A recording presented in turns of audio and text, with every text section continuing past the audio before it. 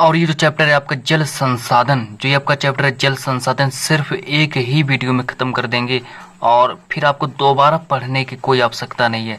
और ऐसे हमने कई सारे यूरोप में राष्ट्रवाद का उदय और भारत में राष्ट्रवाद, भूमंडलीकृत विश्व का बनना, ऐसे हमने कई सारे चैप्टर हैं सामाजिक विज्ञान के जो हमने सॉल्व करा दिए हैं। So hello everyone, welcome back to my YouTube channel. अगर आप क्लास 10th में हैं और 2023 बोर्ड की तैयारी कर रहे हैं तो अभी ही चैनल को सब्सक्राइब करें, क्योंकि हमारे इस चैनल पर 2023 बोर्ड परीक्षा की जितनी भी सब्जेक्ट हैं, सभी सब्जेक्टों से जो रिलेटेड जितनी भी सब्जेक्टों की सारी सब्जेक्टों की तैयारी स्टार्ट हो गई है। और जैसा कि हम कह रहे हैं कि इसमें पूरा अध्याय जो होगा वो एक ही वीडियो में खत्म कर देंगे और जल संसाधन के ऐसे सारे बहुत से ऐसे महत्वपूर्ण प्रश्न हैं जो हम सॉल्व कराने जा रहे हैं। तो बने रहिए वीडियो में अंत तक और देखिए कि वीडियो कितनी इंटरेस्टिंग होने वाली है। चलिए देखते हैं कि हमारा पहला प्रश्न क्या है। और लॉन्ग टाइम में प्रश्न होंगे, 6 नंबर के प्रश्न जो पूछे जाते हैं, सिर्फ वही प्रश्न होंगे। और साथ ही साथ में कुछ बहुविकल्पी प्रश्न और अति लघु उत्तरीय प्रश्न और लघु उत्तरीय प्रश्न होंगे। चलिए देख लेते हैं। और चैप्टर जो है थोड़ा लॉन्ग टाइम में होगा और वीडियो जो थोड़ी लॉन्ग टाइम में हो जाएगी।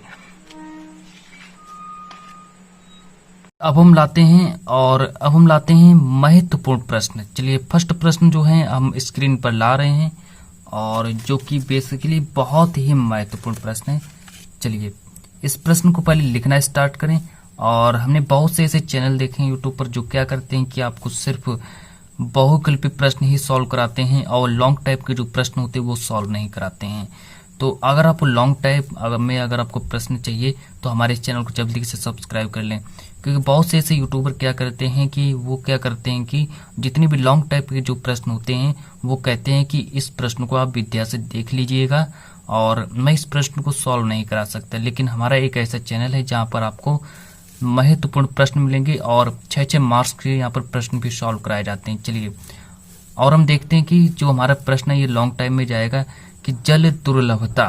चलिए जल दुर्लभता क्या है, इसके 3 मुख्य कारण बताइए। ये जो प्रश्न है आपको ये प्रश्न कहीं नहीं मिलेगा और जितनी भी आप चैनल देख लें वहां पर आपको सिर्फ ये प्रश्न दिया जाएगा जिसमें कहा गया होगा कि इस प्रश्न को विद्या में देखकर इसका आंसर लिख लें। लेकिन हम ने इसका विद्या से आंसर देकर नहीं लिखाएंगे और हम आपसे कह रहे हैं कि आप यहीं पर लिखिए और इसका आंसर हम लिखा रहे हैं। चलिए इसका आंसर लिखना स्टार्ट कर दें।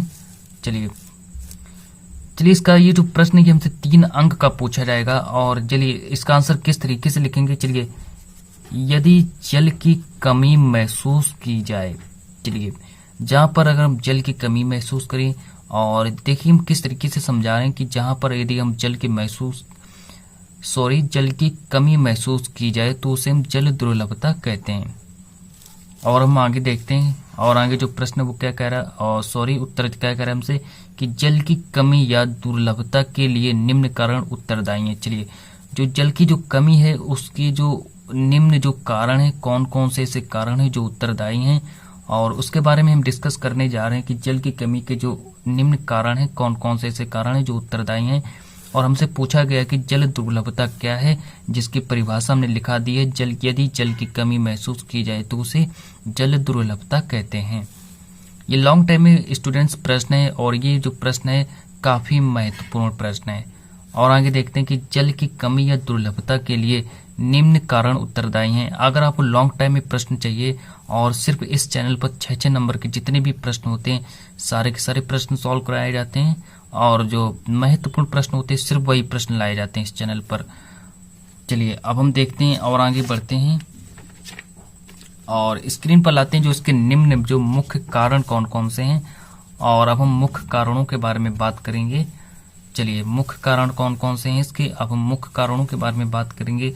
इसका जो पहला जो कारण है वो है बढ़ती जनसंख्या। चलिए अगर जनसंख्या ज्यादा बढ़ रही है तो क्या होगा स्टूडेंट्स। चलिए हम देखते हैं कि जल अधिक जनसंख्या के घरेलू उपयोग में ही नहीं बल्कि अधिक अनाज उगाने के लिए चाहिए। चलिए हम अधिक अनाज उगाते हैं तो हम जो भी अगर मकई की खेती करते हैं, मक्का की खेती करते हैं, धान की खेती करते हैं तो उसमें दोस्तों क्या होता है कि जो पानी जो होता है जो वाटर जो होता है वो अधिक मात्रा में लगता है। तो इससे क्या होता है कि जो जल की जो कमी जो जल की जो कमी है वो कमी होती जा रही है। और आगे देखते हैं अनाज उगाने के लिए भी जल की कमी हो रही है।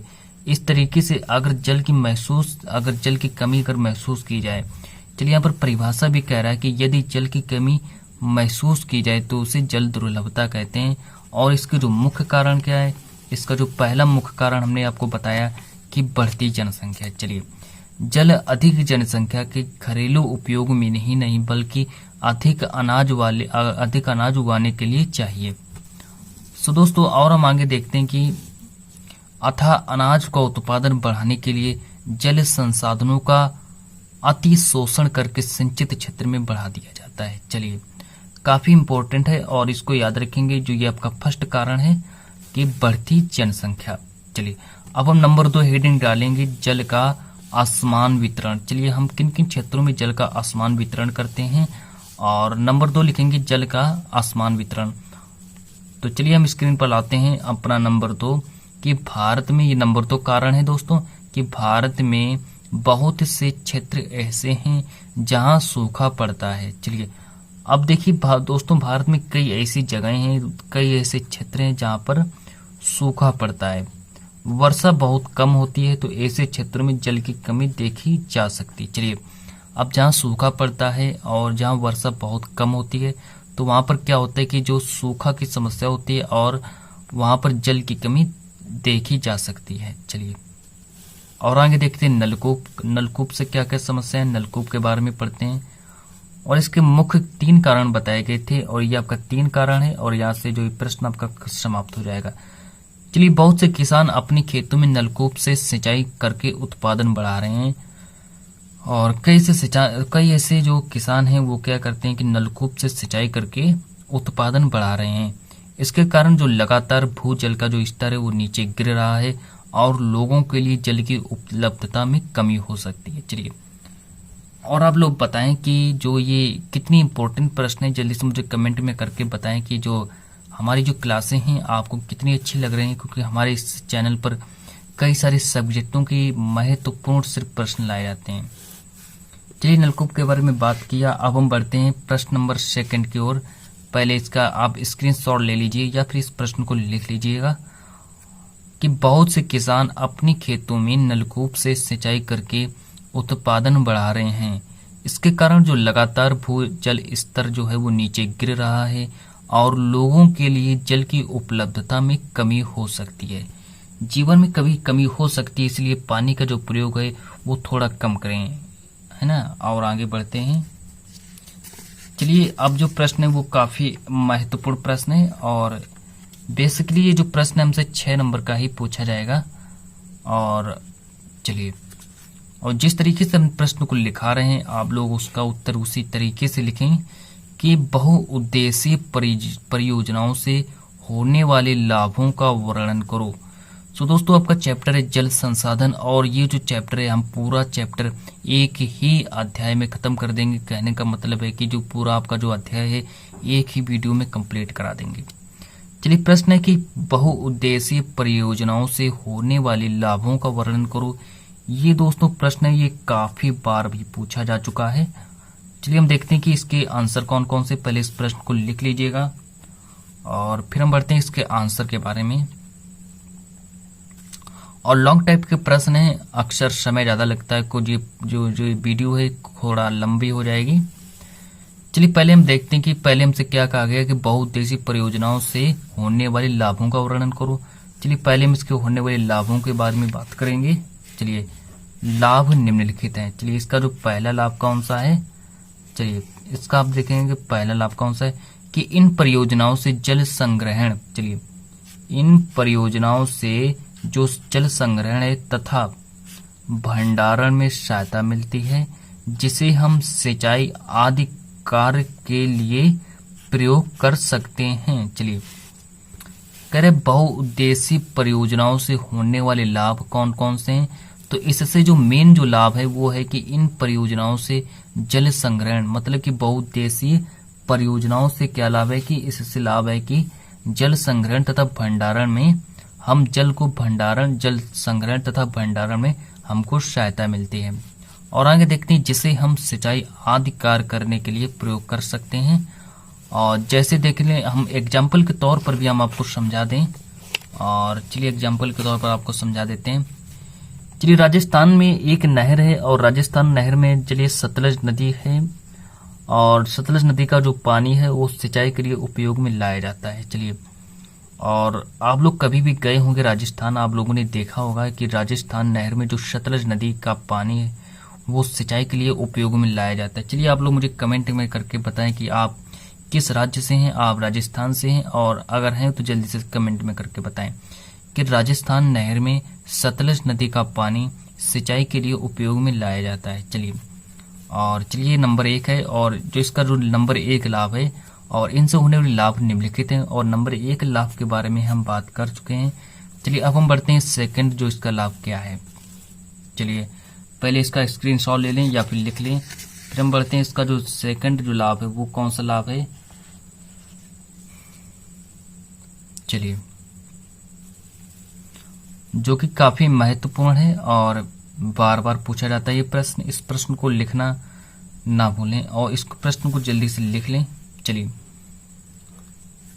कह रहे बहुमुखी परियोजनाओं से बाढ़ रोकने में सहायता मिलती है।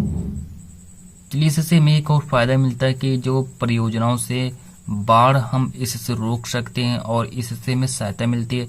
इसका हम एग्जाम्पल भी समझ सकते हैं। इसका एग्जाम्पल कैसे पूछा जाएगा कि जो दामोदर नदी को हम क्या कहते हैं, दामोदर नदी को पहले हम बंगाल का शोक कहते थे।